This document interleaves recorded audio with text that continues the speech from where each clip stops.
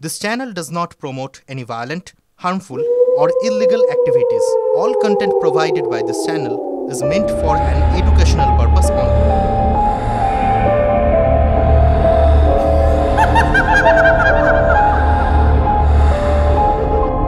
রাত্রে হলেই শুধু একটু আওয়াজ হচ্ছে, ছামছাম শুনে যাচ্ছে, আর আমরা ভালো করে থাকতে পারছি না, ভয় পাচ্ছি আমরা, পাইলে ভূতে এত আতঙ্ক। তোমাদের এই স্কুলে কতজন হোস্টেলে কতজন ছাত্রী আছে এখন? 70 জন ছাত্রী আছে।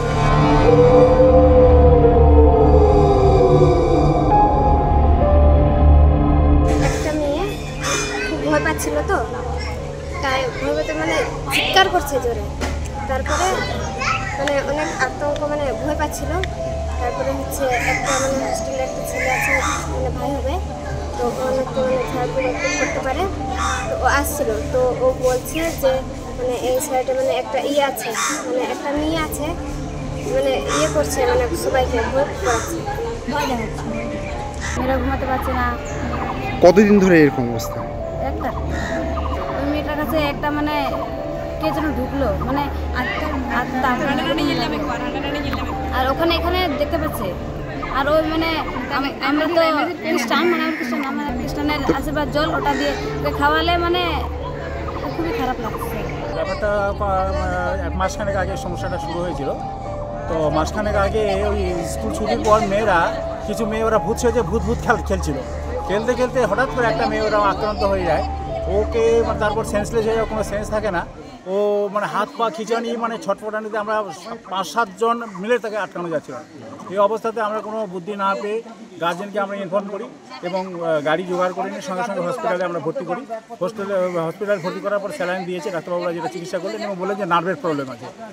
ট্রিটমেন্ট করার পর রাত্রিবেলায় ও ঠিক হয়ে যায়, আর কিছুক্ষণের মধ্যে ঠিক হয়ে যায়, তারপর রাত্রিবেলা ওকে ছেড়ে যায়।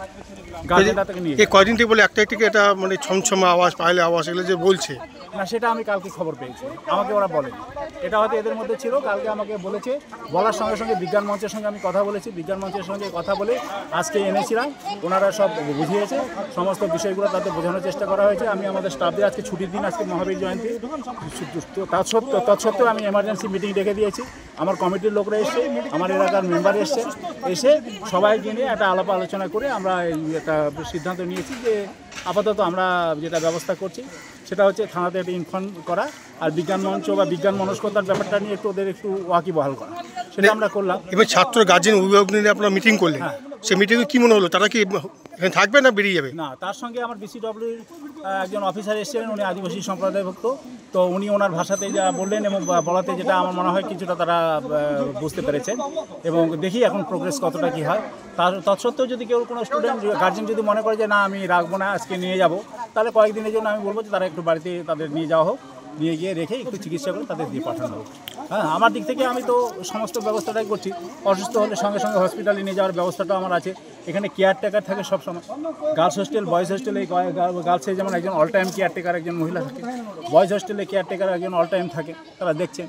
রাঁধুনি আছে পার্মানেন্ট, আমার এগুলো সব। কেয়ারটেকার কি আপনাকে জানিয়েছিল রাতে যে কেয়ার থাকে এই বিষয়টি জানিয়েছিল? হ্যাঁ, জানিয়েছে, আমরাও চেষ্টা করে যাচ্ছি। ওরা রাত্রিবেলা বলেছে, রাত্রিবেলা সব আমার কেয়ারটেকারে সব দেখেছে, বলছে ওরা একটু ভয় পেয়েছে, যাক গিয়ে আমি ওদেরকে আশ্বাস দিয়েছি, সকালবেলা আমি সব ব্যবস্থাটা করি। কী নাম আপনার? সুহাস বর্মন, PIC।